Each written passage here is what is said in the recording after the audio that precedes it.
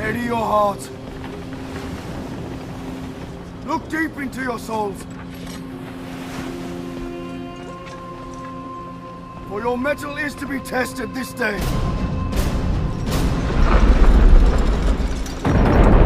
If in the heat of battle,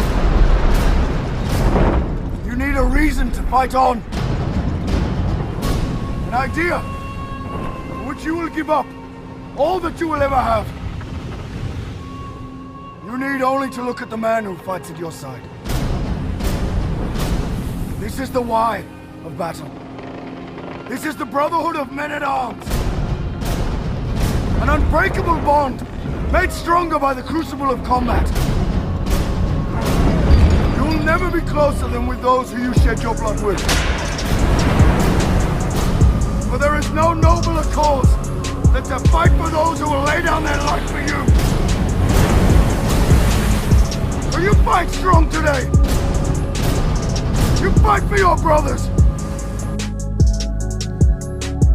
Hey, Shalom, all praises, glory, honor, and the fear unto Yahweh, Bahashim Yahushai, Bahashim Rakakwadash. Double honors to elders, apostles, rule well, the great millstone, citation, election. And that's the why we fight and why we strive for this truth unto death. Because the truth is better and greater than all things. And it's something worthy to die for.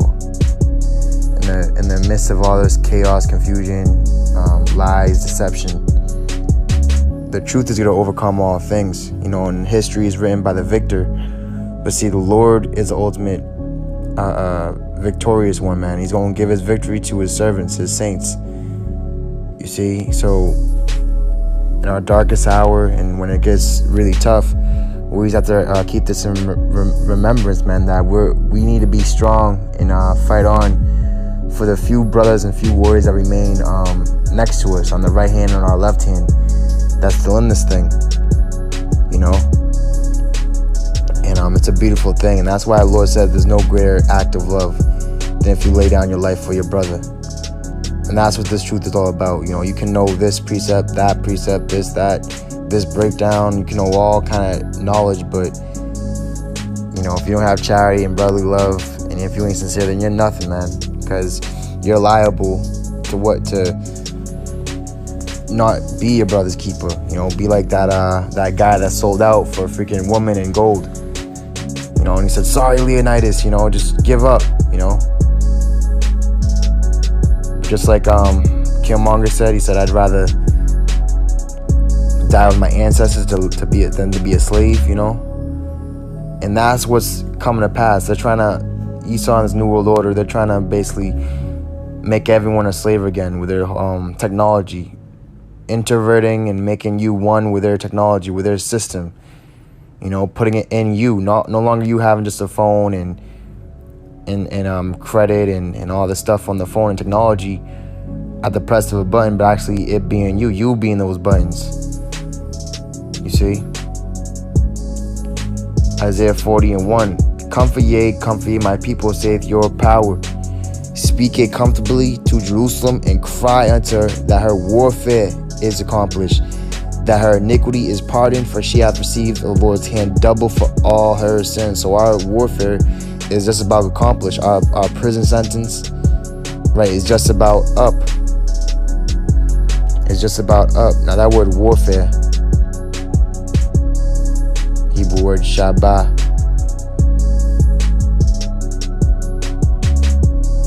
right, is a host of angels, warfare, service, right? We're under heavy servitude, man, slavery. You know, we got the slave, and we're still under the bondage of Esau unto this day, and also we have to serve the Lord. So that's a lot of pressure, and that's a lot of that's a heavy responsibility.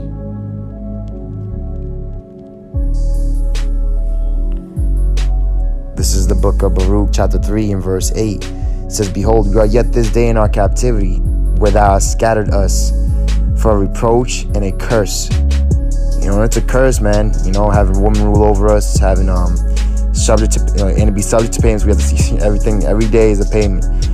Oh, rent, phone bill, this bill, that bill. You know, there's no rest here, man. But see, we find rest and peace and comfort in these words.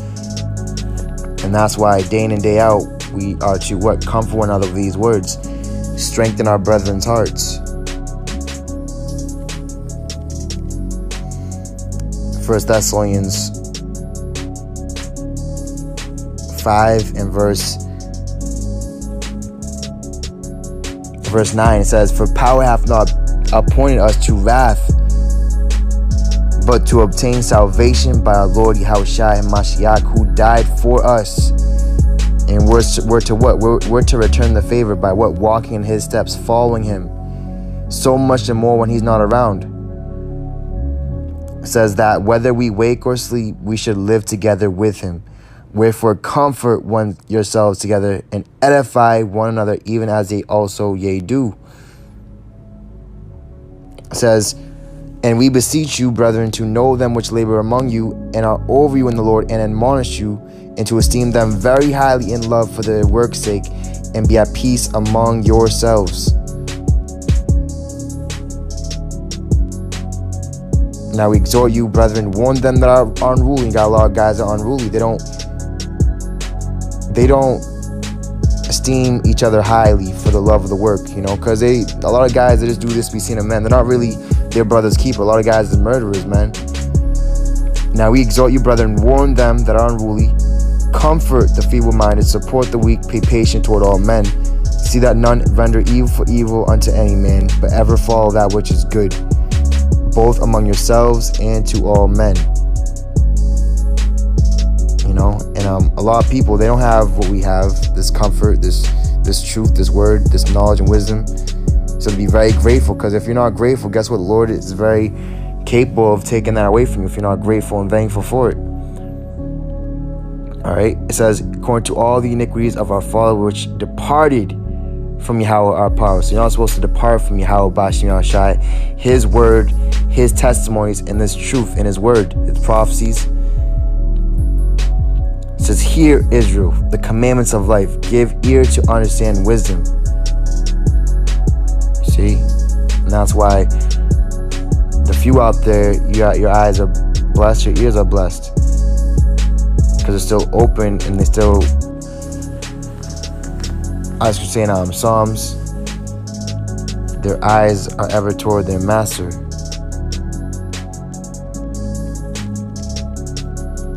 Let's go to Psalms 123 and verse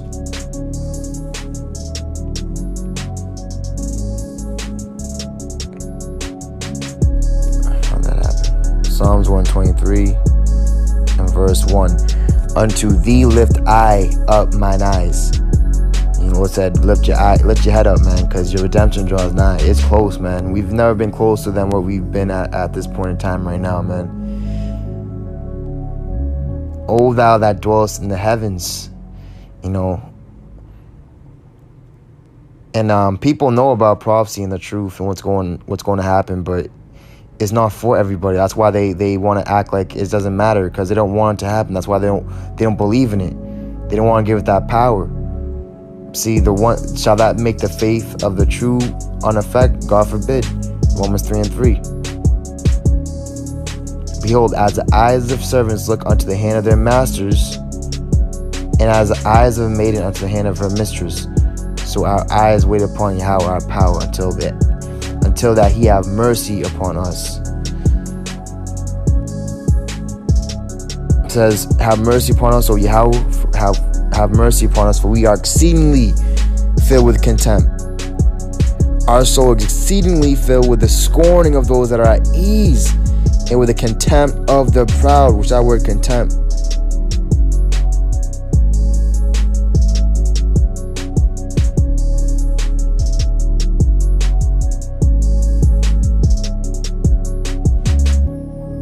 That word contempt, right?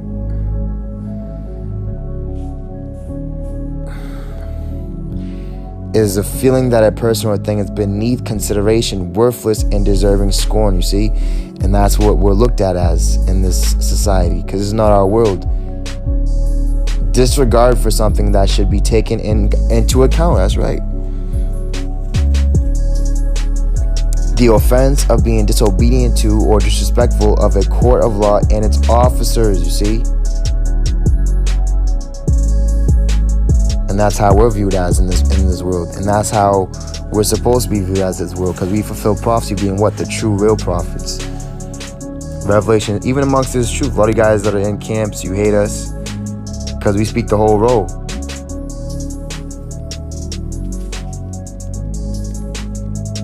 Let's go to Psalms 119.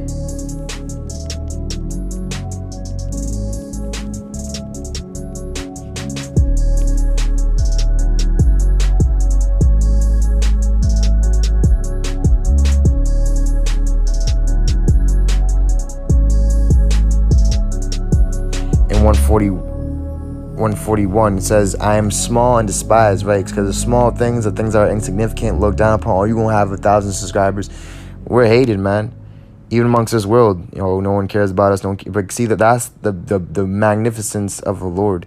I am small and despised, yet do I not forget thy precepts, right? Because if you're big and proud and puffed up and huge, then you're going to forget the Lord's precepts.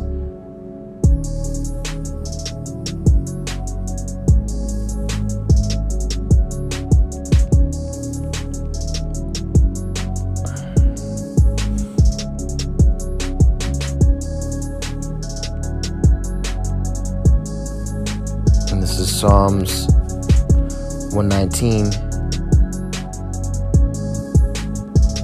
and verse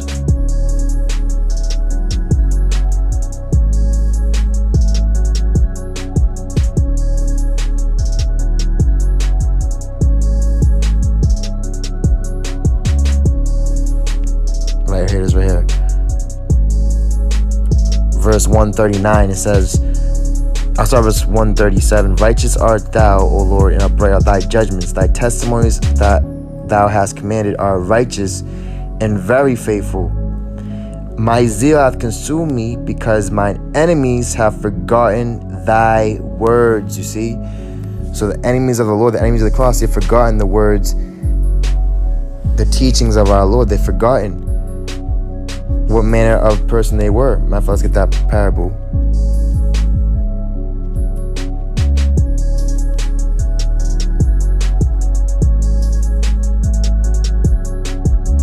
You know, you should be in the spirit of trying to like get the hell out of here, man, whatever way it may be, even if that's death. James 1:24, for he beholdeth himself and goeth his way, and straightway forgetteth what manner of man he was. Revelation 6:10, and they cried with a loud voice, saying, how long, O Lord, holy and true, dost thou not judge and avenge our blood on them that dwell on the earth?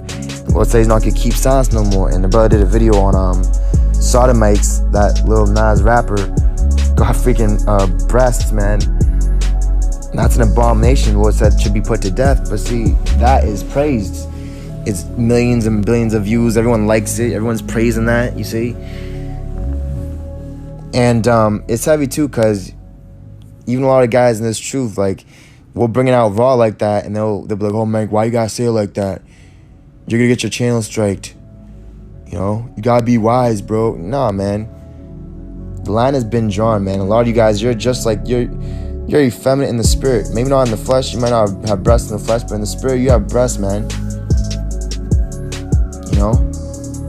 Abominations, man. Spiritual abominations and carnal abominations, man.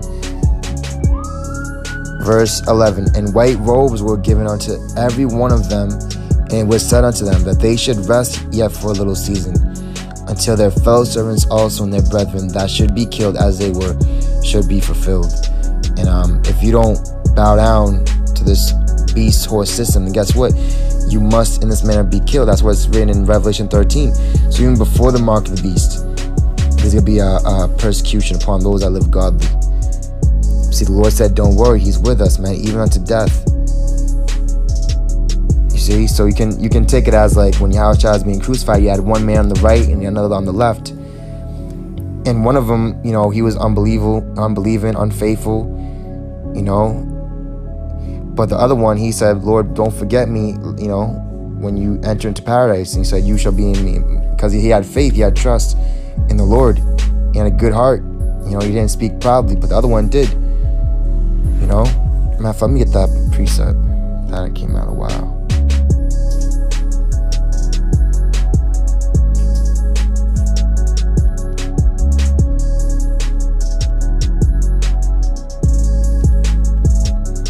It's like Matthew 26.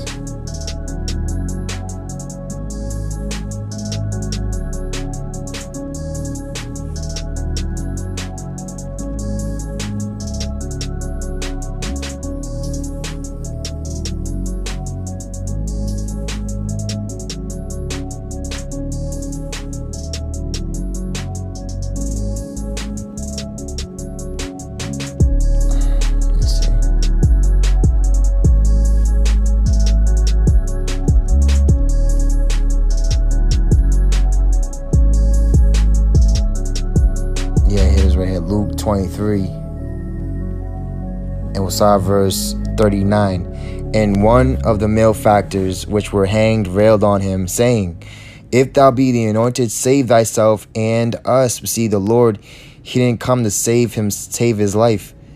He came to save the lives of Israel, the elect primarily, and to lay down his life for men. Matter of fact, let's get that precept.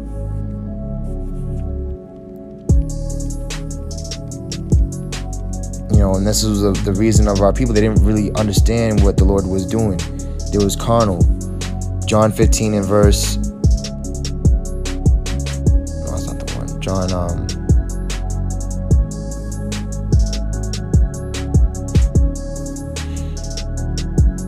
Alright, here's right here. This is a good one. 1 John 3 and 16. Hereby perceive we the love of power, because he laid down his life for us, and we ought to lay down our lives for the brethren. You see, and that's a warrior.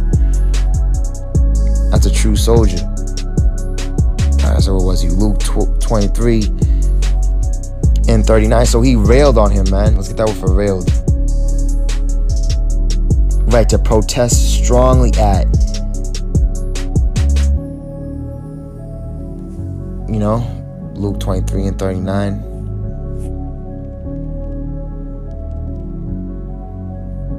That word for railed. So check this out. Wow, look at that. In Greek. Strong's G 987.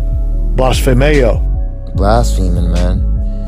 To speak reproachfully at, revile, calumniate, blaspheme. So he was to be evil. He was evil speaking of Yahushai. And he was in the same condemnation as Yahushai, but Yahushai had no sin. And then the other malefactor, he rebuked him. You see? Another one to death, and the other one went to the kingdom of heaven and entered into paradise with Yahushai. Let's get that word for calumniate. Right, make false and defamatory statements about. He was defaming the Lord. So let's jump back. Luke 23:39. And one of the malefactors which were hanged railed on him, saying, If thou be Christ, save thyself and us. Which that word Christ goes in the Greek Christos, which is anointed. But the other answering rebuked him, saying, Dost not thou fear God, seeing thou art in the same condemnation? And we indeed justly, for we receive the due reward of our deeds. See, he was confessing. He was being real. He was keeping it real. You see? But this man hath done nothing amiss. And he said unto Yahushai, Lord, remember me when thou comest into thy kingdom. And Yahushai said unto him, Verily I say unto thee, today shalt thou be with me in paradise. Because the Lord, you know, what he said was well-pleasing to the Lord. What he said was truth and righteous. Even though with his life, he might not live the best life, but in that moment, you know, he saw the truth for what it was. Yahushua right next to him.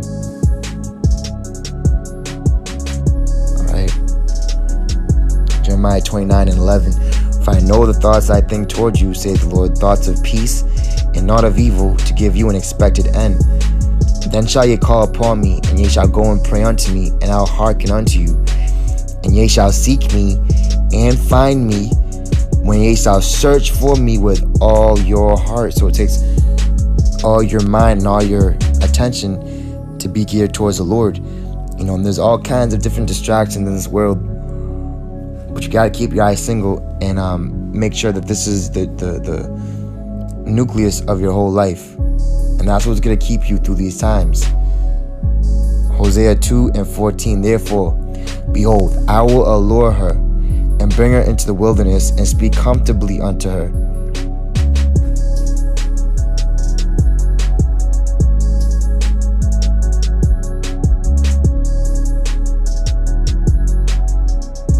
Verse 20, I will even betroth thee unto me in faithfulness, and thou shalt know Yahweh B'Shem Yahushai.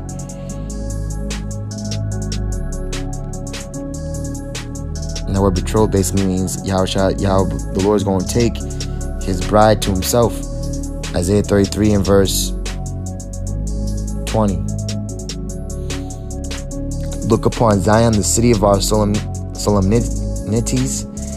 Thine eyes shall see Jerusalem, a quiet habitation, a tabernacle that shall not be taken down. Not one of the stakes thereof shall ever be removed, neither shall any of their cords thereof be broken.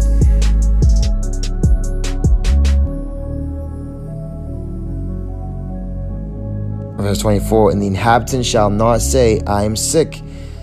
The people that dwell therein shall be forgiven their iniquity. So the elect, those are the ones that are going to be blessed through it all, because their sins are going to be what? Forgiven. And those are going to blot out their sins like a cloud. And that's what we're hoping for, because once your sins are forgiven, then guess what? You're perfect. You can live on. There's no death. Isaiah 44 in verse 22, I blotted out as a thick cloud thy transgressions, and as a cloud thy sins. Return unto me, for I have redeemed thee.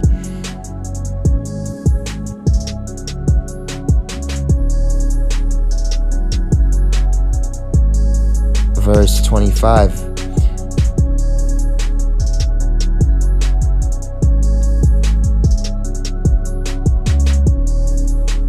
Says that frustrate the tokens of the liars. He frustrates the signs of liars, man. And maketh diviners mad. Whew, that turneth wise men backward, and maketh their knowledge foolish. You see?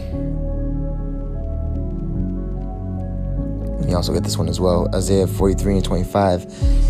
I am he that blotteth out thy transgressions for mine own sake, and will not remember thy sins, right? Because that's what Yahushua came to do. To take away sin, to conquer death. That was the last enemy.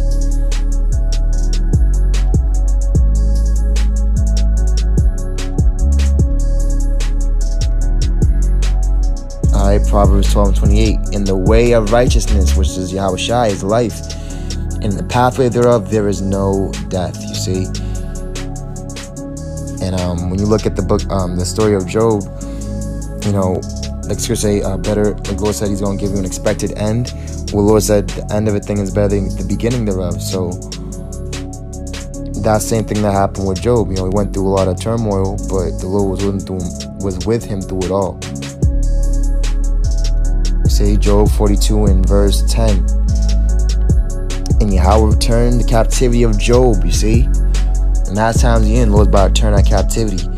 When he prayed for his friends, also Yahweh gave Job twice as much as he had before. Then came there unto him all his brethren, and all his sisters, and all they that had been of his acquaintance before. And it's heavy because the Lord said, if you follow Yahushua in the regeneration, you shall receive 100-fold. You know, wives, children, family, you're going to get all that, man. You know, because right now, man, it feels like we all alone. You know, we're what's the word? We're forsaken of everybody. But the Lord's with us, you know. There has to be that separation for a heavier purpose. For us to be occupied and focused on his word, which everyone else is disregards. It says, and did eat bread with him in his house, and they bemoaned him and comforted him over all the evil that the Lord had brought upon him. Every man also gave him a piece of money, and every one an earring of gold. So Yahweh blessed the latter end of Job more than his beginning, for he had 14,000 sheep, and 6,000 camels, and 1,000 yoke of oxen, and 1,000 she asses. You know, he also had plenty more children. And it's heavy too, because when you try to like put that kind of in today's monetary money, which this money is failing, it's falling, man. They're trying to like devalue the dollar. But this was like billions of dollars, man. Just the amount of sheeps and camels and oxen he had, you know. And one last thing, you know, like with this money, you know, they show you in a couple series, but the only reason people believe that money is real because they give it that power. You know, really money is worthless, but since everyone believes that it's real and it's worth $1 million, and then guess what? Then it makes it true, you know. Psalms 126 and verse 3. The Lord hath done great things for us, whereof we are glad. Turn again our captivity, O Lord, as the streams in the south. They that sow in tears shall reap in joy. You see, so we cry daily, man. You know, does that mean we cry all day? No, not necessarily, but you know, we cry aloud. We don't spare nobody. We let our people know of the judgments and the times that we're coming into and what's about to happen, man. Lord, what He's edified, you know. The reason, there's your answer to why we fight and why we do what we do, fervently and zealously, and without hesitation, you know, because our labor of love is not in vain, brothers. All praise, glory, honor, and fear to Yahweh, Bashim Yahushai, Bashim Rakakwadash, Wa Baba Ball.